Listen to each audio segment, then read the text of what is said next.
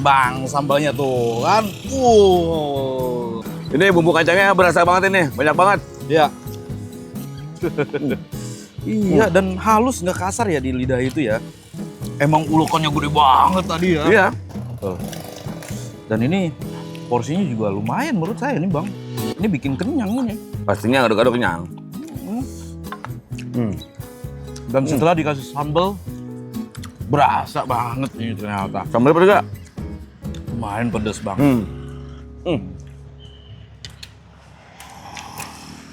Dan gado-gado itu khas mana bang menurut abang? Betawi lah ya. Tahu ya. Betawi pastinya. Beda dengan gado-gado Sunda itu ya. Ada wortelnya. Oh, Sunda ada wortel. Apalagi? Terus ada yang membedakan ya itu nggak ada tahu. Paling tahu ada, tempe nggak ada.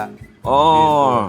Dia ada Perbedaannya wortel tuh. kalau Sunda ya. Dan ini kan tipis-tipis. Tapi kalau misalkan Sunda itu panjang-panjang.